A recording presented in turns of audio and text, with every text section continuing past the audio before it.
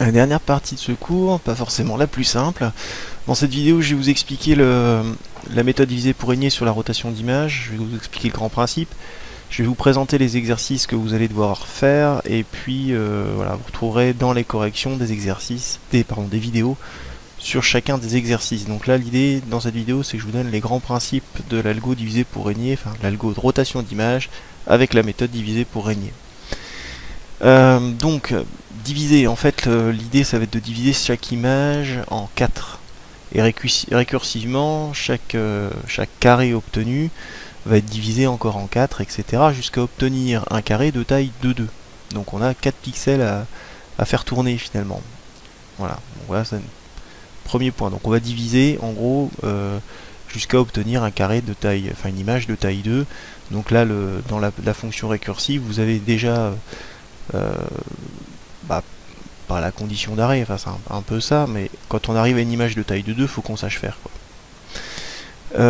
Régner, donc régner tout simplement, c'est ce que je viens de vous dire. Quand on a une image de taille de 2, va falloir être capable de la faire tourner d'un quart de tour. La fusion, ça va être tout simplement, une fois que j'ai fait tourner toutes mes images de taille de 2, comment je fais pour les mettre au bon endroit et obtenir l'image globale tournée d'un quart de tour en sens horaire. Alors les exos, premier exo tout simple, où en fait je vous demande d'écrire une fonction qui dans une image,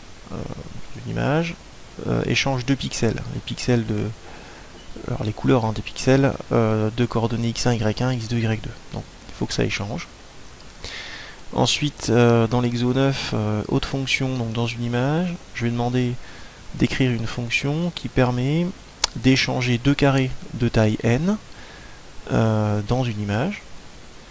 Et x1, y1, x2, y2, c'est en fait les coordonnées du premier pixel en haut à gauche de l'image. Donc x1, y1, c'est le premier pixel du carré de taille n ici. x2, y2, c'est le premier pixel du carré de taille n ici. Et l'objectif de cet exo là, ça va être de réussir à inverser ces deux images. Donc échange carré.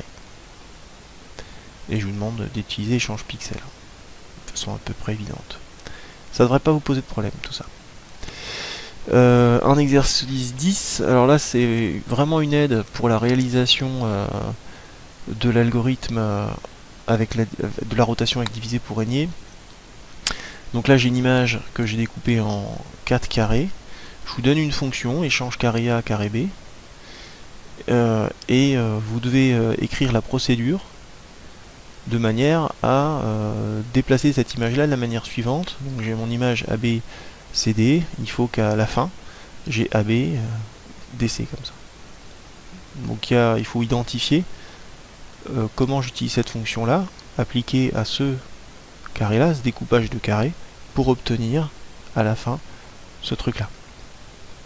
Donc ça on s'en servira dans la correction de l'algo.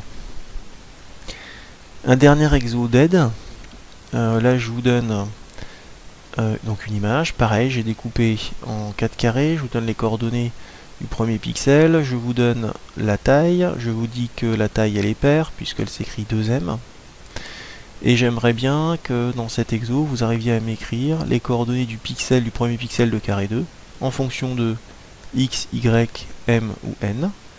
Et pareil pour carré 3, pareil pour carré 4. Donc ce que j'attends, c'est les coordonnées à chaque fois des premiers pixels, carré 3, carré 4. Enfin, carré 2, carré 3, carré 4, en fonction de x, y, m. Ou n éventuellement. Voilà l'idée. Ça c'est pareil, ça nous aidera dans l'algorithme. L'exercice 12 qui sera certainement le plus compliqué, je pense. Donc là, ce qu'il faut, c'est qu'on a une image, on a un carré de taille n qui est une image, premier pixel xy, et il faut écrire l'algorithme récursif qui permet de tourner ce carré. Donc c'est vraiment là qu'en fait l'algorithme de rotation va s'écrire. Donc il faudra bien réutiliser ce qu'on a vu au-dessus. Donc en gros, si l'image est au-dessus de 2, on la découpe. On la découpe en s'inspirant de ce que je vous ai décrit.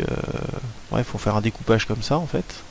Donc il faudra utiliser un peu cet exo là.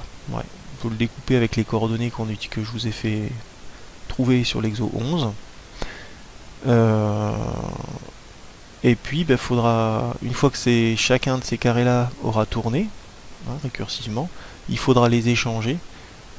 Donc avec la procédure que je vous ai fait trouver dans l'exo 10 et la fonction échange, en fait ça va être la fonction échange carré qu'on utilisera ici.